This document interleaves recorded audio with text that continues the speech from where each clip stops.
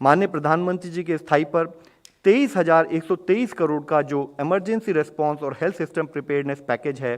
उसका इस्तेमाल north east की स्टेट्स और देश की सभी स्टेट में हेल्थ इंफ्रास्ट्रक्चर बढ़ाने के लिए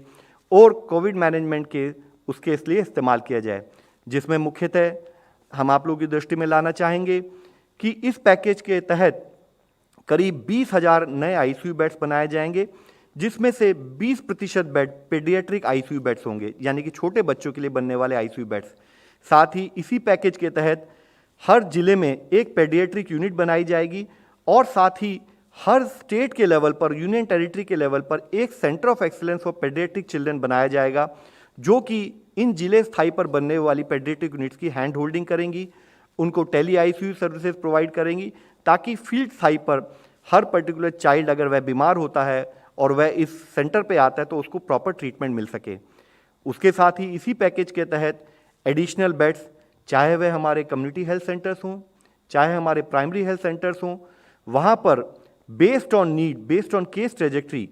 और पर्टिकुलरली जो हमारे टीयर 2 टाउन्स हैं या टीयर 3 टाउन्स हैं, वहाँ पर ऐसे बेड्स टेम्पररी हॉस्पिटल्स बनाए जाएं और ज़रूरत पड़े तो बिगर फील्ड हॉस्पिटल जो 50 से 100 बेड के हों, उनको भी नीड के हिसाब से स्टेट के लेवल पर बनाया जाए।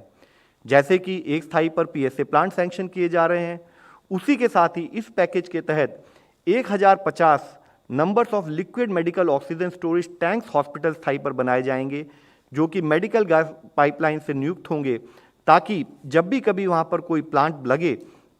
तो उसके द्वारा स्टोरेज और सप्लाई का पूरा डिस्ट्रीब्यूशन मैनेज किया जा सके। जरूरी है कि हम अपना एम्बुलेंस का नेटवर्क और बढ़ाएं ताकि पेशेंट की शिफ्टिंग टाइम पर हो सके, जिसके लिए इस पैकेज के तहत 8,800 से अधिक एडिशनल एम्बुलेंसेज भी प्रोवाइड की जाएंगी। ड्रग्स और डायग्नोस्टिक की सप्लाई को स्ट्रीमलाइन किया जाएगा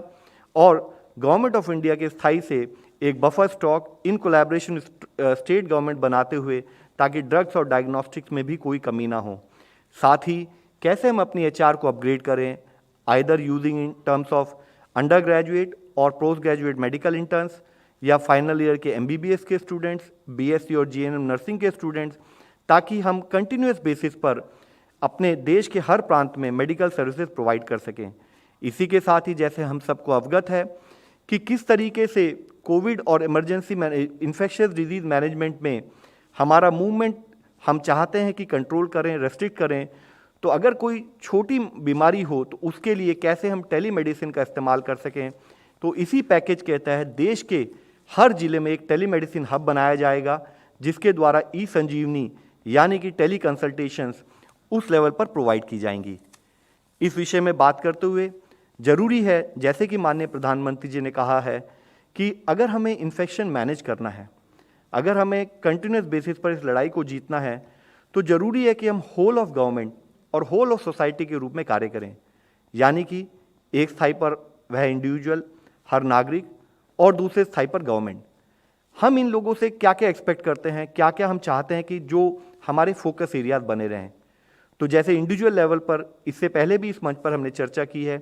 कि जरूरी है कि अगर कोई सिम्टम दिखे तो जल्दी से जल्दी टेस्टिंग कराई जाए, अपने आप को आइसोलेट किया जाए, और अगर डॉक्टर्स कहते हैं तो हॉस्पिटल में जाएं और क्लिनिकल मैनेजमेंट के तहत अपना ट्रीटमेंट कंप्लीट कराएं। तो यह एक इंडिविजुअल के स्थाई पर करने वाला कार्य है। इसी के साथ साथ इस प्रोसेस को एड करने के लिए अगर नीड हो तो गवर्नमेंट के लेवल पर फिजिकल डिस्टेंसिंग को एड करने के लिए हम कुछ रेगुलेटरी मेजर्स जरूरत हो तो लगाएं, चाहे वह लॉकडाउन बोले, चाहे कुछ एडिशनल रिस्ट्रिक्शंस बोले, और साथ साथ स्टेट के साथ मिलकर हेल्थ का इंफ्रास्ट्रक्चर बढ़ाते चले जाएं, ताकि अगर किसी को नीड हो तो हम उस पर्टिकुलर पेशेंट को मैनेज कर सकें। लेकिन इस कार्य को करने से भी सबसे मुख्य कार्य है वो है प्रिवेंटिव एस्पेक्ट।